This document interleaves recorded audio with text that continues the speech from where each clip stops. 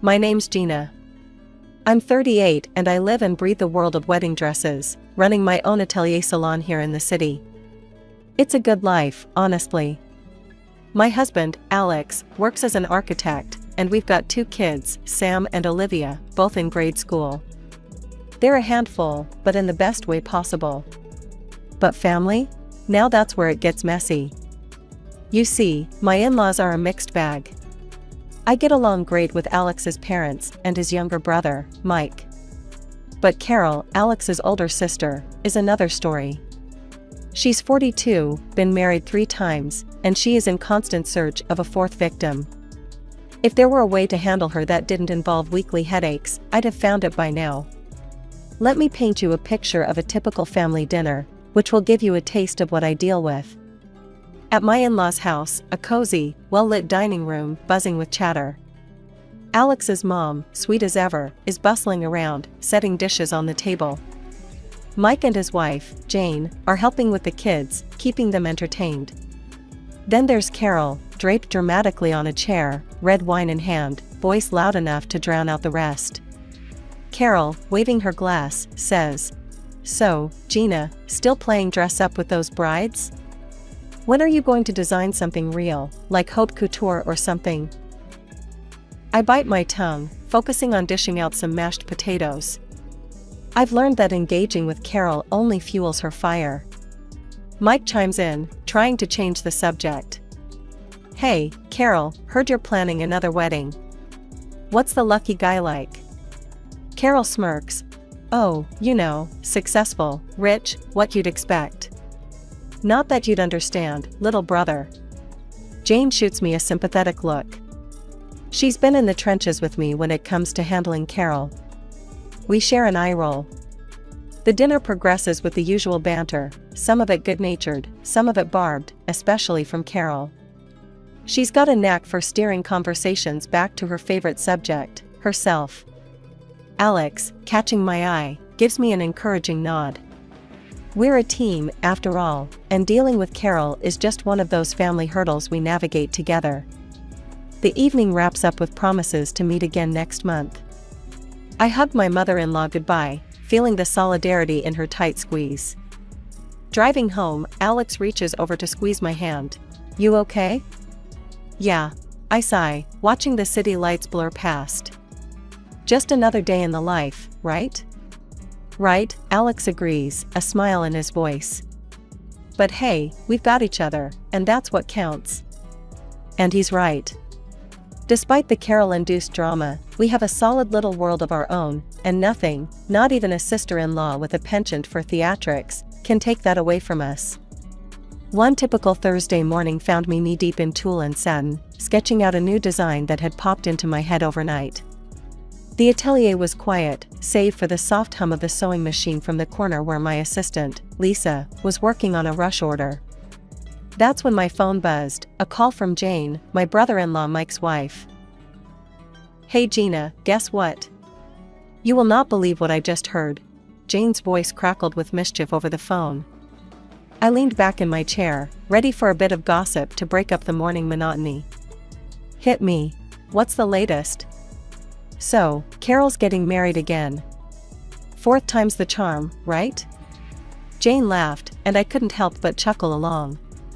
"Seriously? Again? What is it this time?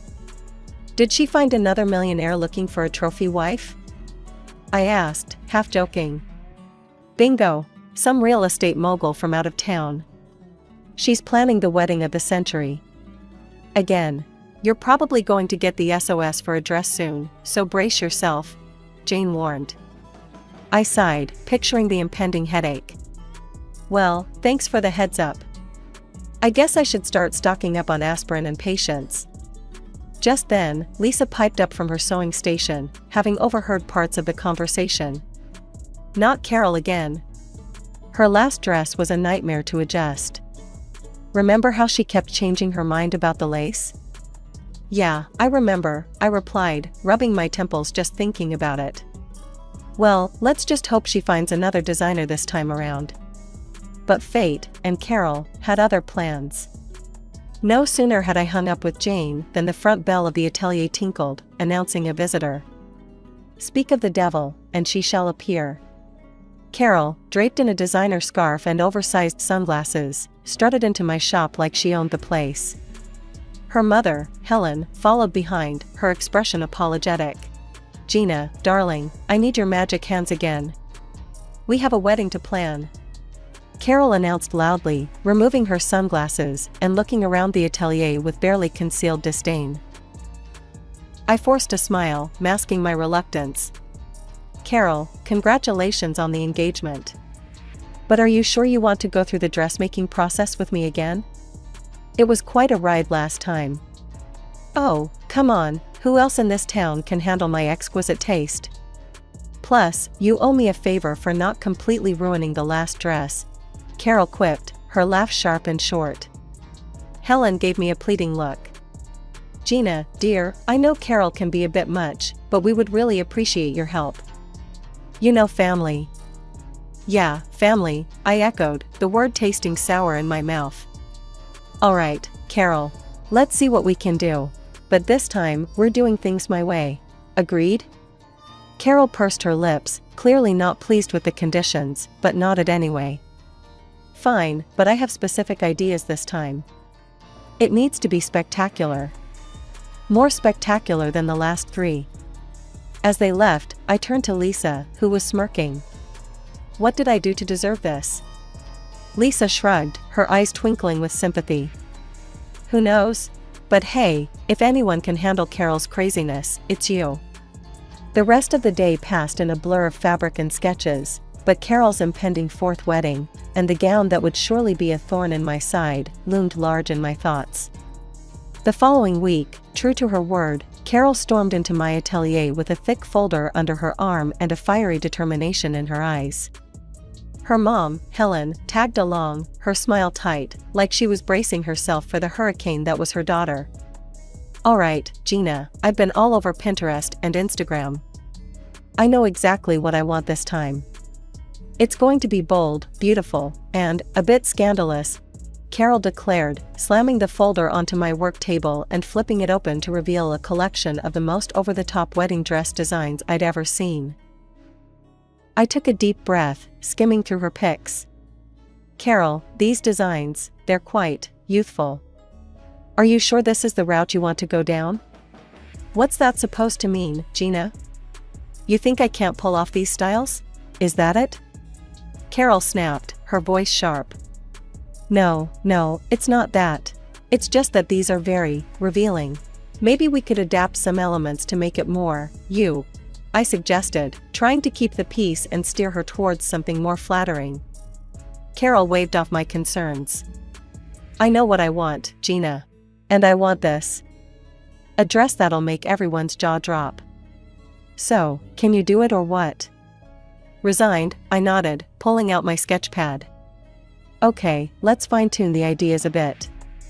How about we start with the silhouette? Something that complements your figure? As I started sketching, Carol peered over my shoulder, her critique as subtle as a sledgehammer. No, that's too modest. I want it low-cut, and maybe some high slits. Think sexy, Gina, think wow. And don't forget, I want it white, pure white. I paused, pencil midair. White, again? Carol, you've worn white at your last 3 weddings. Maybe we could try something new? Like a soft peach or even a bold red? Carol slammed her hand down on the table. White, Gina. I'm not some second-rate bride. I want white, the whitest white you've got. And throw in some crystals and pearls. Lots of them. The fitting sessions that followed were no less dramatic. Each time Carol visited, she demanded changes. More beads here, fewer stitches there. Make it more fabulous, Gina. It's not hitting the spectacular mark yet. And each request was delivered with a please that sounded more like a command. One afternoon, after a particularly grueling session where Carol had decided the neckline wasn't deep enough for the 3rd time, I vented to Lisa, who'd been through every step of the ordeal with me. Lisa, if I have to redraw that neckline one more time, I might just turn that dress into a curtain. Lisa chuckled, handing me a cup of tea. Hang in there, boss. It's almost over. And hey, at least it'll be a wedding no one will forget, especially with Carol wearing one of your creations. As I went back to my sketches, adjusting yet another frill, I braced myself for the next fitting. Carol's wedding was fast approaching, and I had a feeling the real drama was yet to unfold. Today was crucial. I had finally completed the cost breakdown for her elaborate wedding dress, and it was time to discuss the numbers. Carol swept into the atelier with her usual flair, trailing a scent of expensive perfume that lingered long after she passed by. Her mother, Helen, followed, wearing an expression that suggested she'd rather be anywhere else. "All right, Gina, let's see if you've outdone yourself this time," Carol announced, barely glancing at the sketches and fabric samples laid out for her approval. I took a deep breath and handed her the itemized invoice. "Here's the breakdown, Carol. Given the materials and labor, the total comes to $2,500. I've already applied a 30% family discount." Carol's eyes widened as she scanned the document. She slammed it down on the table, causing a spool of thread to roll off and clatter to the floor. "Listen, Gina, I'm marrying a top businessman. There will be loads of rich, influential guests at my wedding. Think of this as a prime advertising opportunity for you. You should be paying me for wearing your dress." I stared at her, dumbfounded. "Paying you? Carol, I'm already cutting the costs significantly. I can't afford to hand out free dresses, even for family." Helen interjected, trying to smooth things over. "Carol, honey, Gina's been more than fair. Let's not." Carol cut her off, her voice rising. "No, Mom. This is ridiculous. I'm doing her a favor. She should be grateful." The tension in the room was palpable. I crossed my arms, meeting her glare. "Carol, I respect your position, but my business isn't a hobby. I have staff to pay and overheads to meet. I can't give away products for free, exposure or not."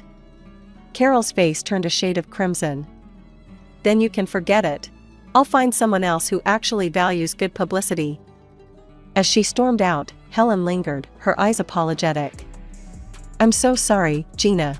I'll talk to her." I sighed, feeling a mix of frustration and relief as Helen followed her daughter out. The rest of the day was a blur of minor tasks, my mind replaying the confrontation over and over. I was still reeling when I got home and recounted everything to Alex. Alex was livid. "She can't exploit your hard work like that, Gina. It's not fair to you or your employees." Later that evening, just as Alex and I were about to turn in, my phone rang. It was Helen. Her voice was soft, tinged with weariness. "Gina, I've been thinking about this afternoon. Carol's being unreasonable, but could we still make it work? Maybe as a wedding gift? It would mean a lot." The request caught me off guard.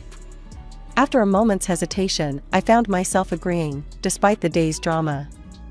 "All right, Helen. I'll do it. The dress will be my gift to Carol." Working on Carol's wedding dress had turned my atelier into a battleground of frills and demands. Each fitting with Carol was more exhausting than the last. My staff, tired of her antics, had taken to timing their breaks to escape her visits.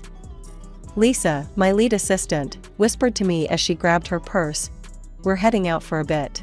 Text us when the coast is clear." As they left, Carol rolled her eyes. "They're so sensitive.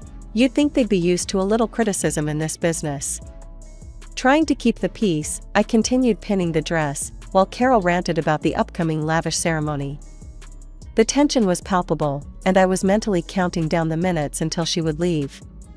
A week before the wedding, my phone buzzed. It was Paula, a close friend and also a friend to Carol. "Hey, are you excited about the wedding? I saw the guest list. It's going to be quite the event." I paused, a needle held midair. "The guest list? I haven't actually seen it. But yeah, I guess it'll be interesting. Paula, can you do me a favor and send me the list? Just curious about who's attending." "Sure thing, I'll email it to you now," she replied before hanging up. When the email pinged through, I scrolled through the names, my confusion turning to disbelief. My name was nowhere on it. I wasn't invited. The realization stung more than I expected. Later that evening, I brought it up with Alex. His brow furrowed as he listened. She didn't invite you? After all the work you put into this? Apparently not, I muttered, feeling a mix of anger and humiliation. Together, we called Carol, hoping it was a misunderstanding. But the conversation quickly spiraled. Carol, we noticed Gina isn't on the guest list. There's been a mistake, right? Alex asked, his voice tense. Carol's laughter crackled through the speaker. No mistake. Gina's just the seamstress, why would she be at the wedding? It's for important people. I felt my heart rate pick up, my grip on the phone tightening. But I'm making your dress. As a gift, Carol. More laughter. Yeah, thanks for the dress. But let's not pretend you belong at my wedding, Gina. Just stay home. Alex exploded. How can you be so ungrateful? She's your family. The call ended with Carol hanging up on us, and Alex was livid, pacing the room as he ranted about his sister's cruelty. I sat there, the weight of the entire situation sinking in. The dress I'd poured weeks into, the stress I'd endured, all for a woman who couldn't even respect me enough to acknowledge my presence at her wedding. It was a slap in the face, a betrayal that cut deeper than any harsh word she'd ever said. The final fitting was just a week away, and as Carol strutted into the atelier, you'd think nothing had happened. She was all smiles and demands, acting like she hadn't just snubbed me from the biggest day of her life. As we adjusted the fit, I kept up the charade, acting as though her snub hadn't hurt me. Inside, though, I was churning. I had decided on a plan of subtle revenge, something to give me a small sense of justice, without causing a spectacle. Oh, and I'll need to do one last thing to the dress at my workshop, I mentioned casually as I helped her out of the gown. I'll bring it to your place on the morning of the wedding. Carol, always in a rush, barely nodded. Just make sure it's early. I have a tight schedule, and I don't need any delays, Gina. Understood, I replied, keeping my tone neutral. You won't have any issues. The morning of the wedding arrived, and with the beautifully packaged dress in hand, Alex and I drove to Carol's house. My heart was pounding, not from nervousness about the wedding, but from anticipation of her discovering my little surprise. We were greeted coldly by Carol at the door. She snatched the dress box from my hands, without so much as a thank you. Alex, you can stay. Gina, you should leave now. We wouldn't want to upset the important guests, she said, her voice dripping with disdain. I kept my smile, not letting her see how deep her words cut. Of course, Carol. Have a wonderful day. Alex looked at her, anger flaring in his eyes, but he squeezed my hand and chose to leave with me. As we walked back to the car, I felt his support bolstering me. Meanwhile, Mike and his wife Jane, who were supposed to attend the wedding, had been standing nearby and overheard how Carol treated us. Outraged, they decided then and there to skip the ceremony. Mike came over to our car before we could drive away. I can't believe she did that to you, Gina. We're not staying either. It's one thing to be a bridezilla, but it's another to be cruel, Mike said, clearly upset. As we made light of the situation, my phone buzzed. It was a text from Paula, who had stayed at the wedding. Something's going on. Carol looks furious. Did you do something? The text read. I couldn't help but smirk. Nothing much. Just gave her a little wedding gift. Alex and I had just settled down with our morning coffee, the house finally quiet, when a sharp ring of the doorbell shattered the calm. We exchanged weary looks, something in the air told us the day wasn't over just yet. I opened the door to find Carol standing there, red-faced and seething, clutching a simple piece of cloth. Her mother, Helen, stood beside her, a mix of embarrassment and frustration on her face, and Carol's fiancé, a tall, stern-looking man, hovered in the background, his expression grim. What is this, Gina? Carol thrust the cloth at me as if it were evidence in a trial. Explain this now. I took a deep breath, my resolve firm. That's your wedding dress, Carol. With your arrogance and the way you've treated everyone, that piece of cloth is more than generous." Her face twisted with fury. Carol stepped closer, her hand raised as if to strike. "You've ruined my wedding." "I should." Helen caught her daughter's arm midair, holding it tightly. "Carol, stop this right now. Violence isn't going to solve anything." The fiancé finally spoke, his voice cold and decisive. "I can't do this, Carol. You're crazy, your tantrum made that clear. The wedding is cancelled." He turned, starting to walk away. "No, please don't leave." Carol's voice cracked, a mix of anger and desperation, but he didn't stop, didn't even look back as he walked down the driveway and disappeared around the corner. Carol, left standing with just her mother, turned her wrath back to me. "Look what you've done. You're happy now? You ruined everything." Before I could respond, she spun on her heel and stormed off, her mother hurrying after her, casting an apologetic look back at us. Closing the door, I leaned against it, feeling Alex's hand on my shoulder. "Are you okay?" he asked. "Yeah, just shaken," I admitted, and we moved back to the living room, trying to process the rapid unraveling of the evening. It wasn't long before my phone rang.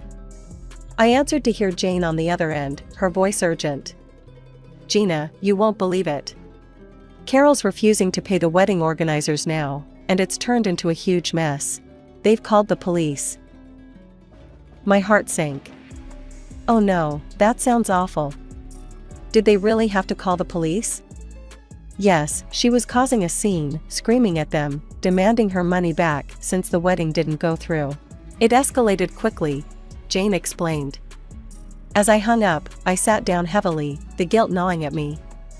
Maybe I went too far, Alex. This all feels like it's spiraling out of control. Alex sat beside me, taking my hand. "You stood up for yourself, Gina. Carol's behavior has been out of line from the start. This is on her, not you." Despite his words, I couldn't help but feel a pang of sympathy for Carol. She was family, after all, difficult as she was. After the tumult of Carol's would-be wedding day, life slowly returned to a semblance of normalcy, but the dynamics within our family had undeniably shifted. Alex and I had stopped all communication with Carol. The fallout was more than just a cancelled wedding, it had opened our eyes to deeper, more systemic issues within our family that had been ignored for too long. One quiet Sunday morning, Helen came over for coffee. The atmosphere was tense as she walked in, but her first words broke the ice. "I wanted to say, I'm not upset with you, Gina. If anything, I'm to blame for how Carol turned out. I've always given in to her, ever since she was little. It's hard to admit, but I've spoiled her." I poured her a cup of coffee, and we sat at the kitchen table, a light breeze fluttering the curtains. "Helen, you can't blame yourself for Carol's choices. She's an adult, and at some point, she has to take responsibility for her actions." Helen sipped her coffee, her eyes sad. "You're right, Gina. It's just hard, you know? She's my daughter, and I hate seeing her make these mistakes." I reached over and squeezed her hand. "I know, and it's clear how much you love her. But enabling her hasn't helped. Maybe now she'll realize she needs to change." The conversation shifted as Helen updated us on the latest rumors swirling around Carol. Apparently, she had racked up considerable debts, banking on a lavish wedding to a wealthy groom to solidify her financial and social standing. Now, with the groom out of the picture and the wedding cancelled, she was reportedly hiding from creditors. "It's a mess," Helen confessed, shaking her head. "She's staying low, trying to figure things out.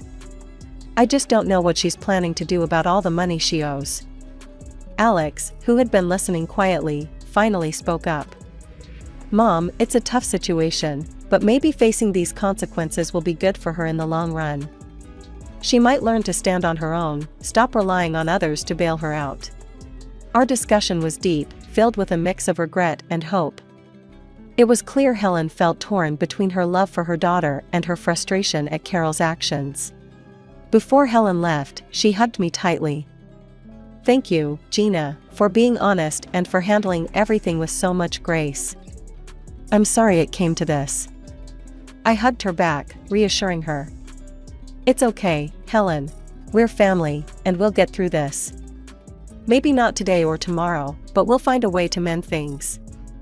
After Helen left, Alex and I spent the rest of the day in a reflective silence.